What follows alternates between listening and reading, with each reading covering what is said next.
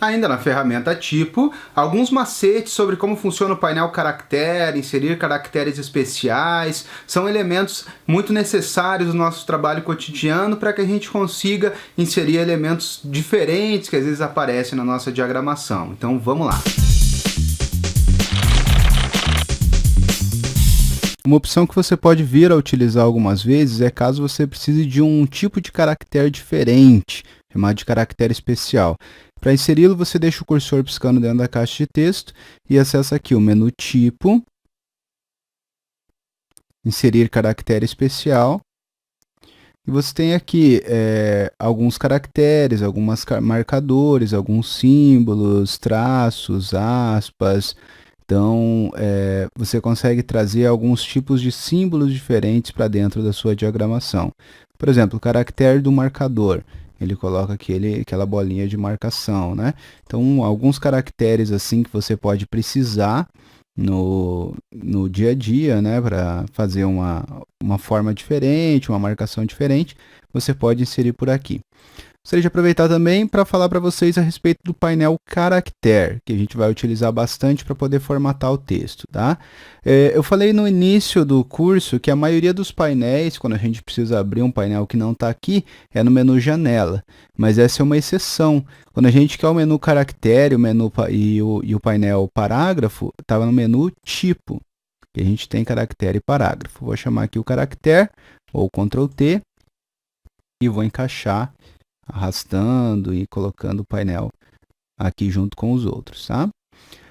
Aqui no painel caractere, então, a gente pode fazer a formatação do texto, tá? Esse texto pode ser selecionado dessa forma, assim, se preferir, ou então selecionar assim mesmo, como objeto, tá?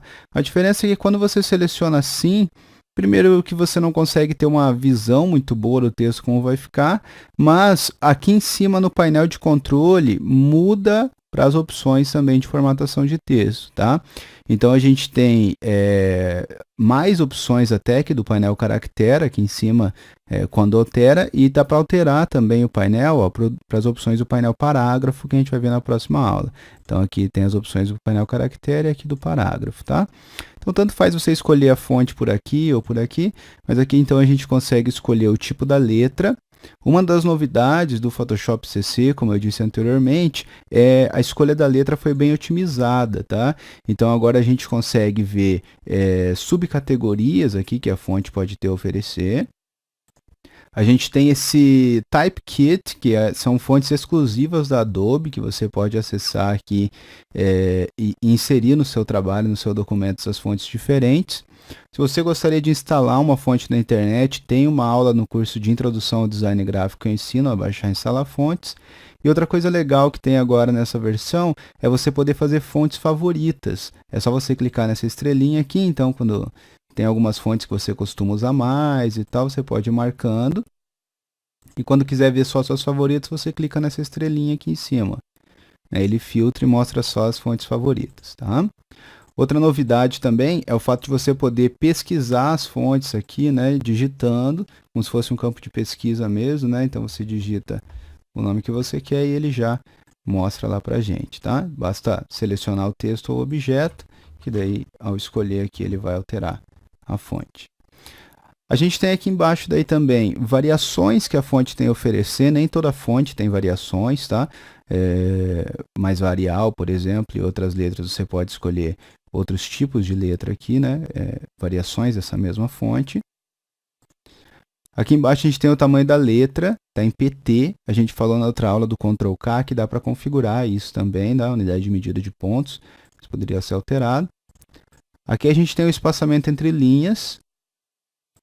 A gente altera aqui então. Se você deixar no automático, ele puxa o padrão da fonte.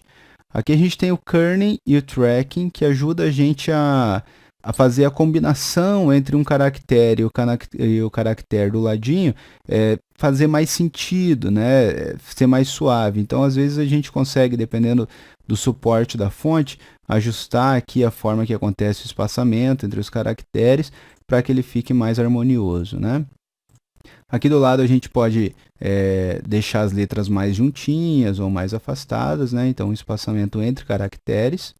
Aqui a gente pode esticar a letra horizontalmente, verticalmente, e aqui do lado horizontalmente. Não é muito bom, na minha opinião, esticar, né? Aqui a gente tem o deslocamento com relação à linha de base. A gente vai conversar sobre linha de base mais para frente, mas ele ajuda quando você quer que uma coluna tenha o mesmo alinhamento da coluna do lado. Então, às vezes, você precisa fazer esse deslocamento. E aqui seria um falso itálico, né? Você dá um tipo de itálico aqui. É importante ressaltar que esses programas vetoriais geralmente não têm opção de negrito, itálico, né? É preciso que a fonte ofereça essa opção para você escolher aqui. E embaixo o idioma. Lembrando que essas opções tem também aqui nesse painel, ó, fonte, variação, tamanho, se preferir escolher por aqui, e ainda outras variações que a gente vai ver mais adiante, que a gente pode definir para o nosso texto digitado.